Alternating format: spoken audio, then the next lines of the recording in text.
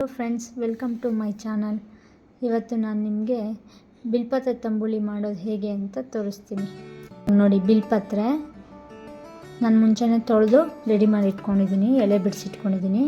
ಬಿಲ್ಪತ್ರೆ, ಕಾಳುಮೆಣಸು, ಜೀರಿಗೆ, ಉಪ್ಪು, ಹಾಗೆ ಹಸಿಮೆಣಸಿನ್ಕಾಯಿ, ಕಾಯಿ ಮತ್ತು ಒಗ್ಗರಣೆಗೆ ಜೀರಿಗೆ, ಕರಿಬೇವಿನ ಸೊಪ್ಪು, ಸಾಸಿವೆ, ಮಿಕ್ಸ್ ಮಾಡೋಕ್ಕೆ ಮೊಸರು, ಇಷ್ಟು ರೆಡಿ ಮಾಡಿ ಇಟ್ಕೊಂಡಿದ್ದೀನಿ. ಈಗ ಒಂದು ಬಾಣಲೆ ಇಟ್ಕೊಂಡು ಅದಕ್ಕೆ ಒಂದು 3 ಸ್ಪೂನಷ್ಟು ತುಪ್ಪ ಹಾಕ್ಕೊತಾ ಇದ್ದೀನಿ. ಕಾಳುಮೆಣಸು, ಜೀರಿಗೆ, ಕಾಳುಮೆಣಸು,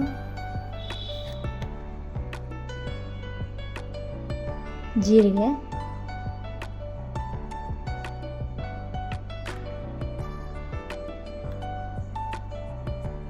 ಹಾಕ್ಕೊಂಡು ಹುರ್ಕೊಳ್ಳೋಣ. BP ಶುಗರ್ ಇರೋರಂತೂ ತಿಂದರೆ ಭಾರಿ ಒಳ್ಳೆಯದು. ಇದಕ್ಕಾಗಿ ಹಸಿಮೆಣಸಿನ್ಕಾಯಿ ಹಾಕ್ಕೊಳ್ಳೋಣ.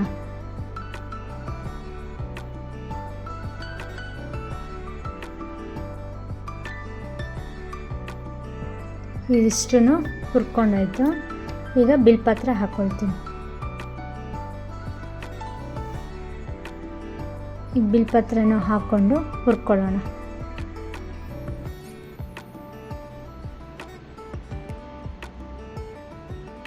ಬಿಲ್ಪತ್ರೆ ಹಾಕ್ಕೊಂಡು ಹುರ್ಕೊಳ್ಳೋಣ.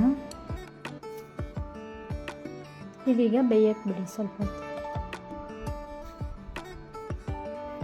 ಬೆಂದಿರೋ ಬಿಲ್ಪತ್ರೆನೆಲ್ಲ ಮಿಕ್ಸಿ ಜಾರಿಗೆ ಹಾಕ್ಕೊಂಡು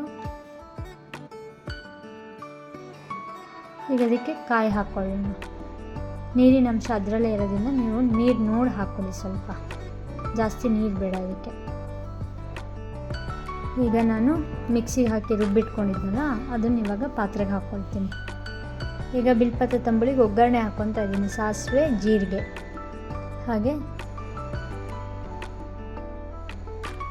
1-2 ಮೆಣಸಿನ್ಕಾಯಿ, ಬ್ಯಾಡಗಿ ಮೆಣಸಿನ್ಕಾಯಿ, ಕರಿಬೇವಿನ ಸೊಪ್ಪು, ಇದಿಷ್ಟು ಬಾಡಿಸ್ಕೊಂಡು ಕರಿಬೇವಿನ ಸೊಪ್ಪು ಹಾಕ್ಕೊಳ್ಳೋಣ.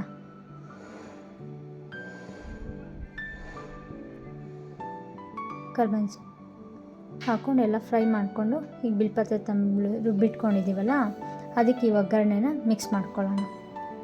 ಇದಕ್ಕೀಗ ನಾನು ಮೊಸರನ್ನ ಆ್ಯಡ್ ಮಾಡ್ತೀನಿ.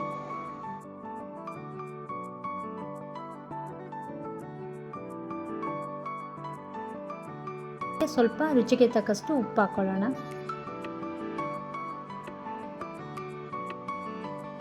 ಈಗ ಒಗ್ಗರಣೆ ಮಾಡಿ ಇಟ್ಕೊಂಡಿದ್ದೀನಿ, ಈಗ ಅದನ್ನು ಹಾಕ್ಕೊಳ್ಳೋಣ.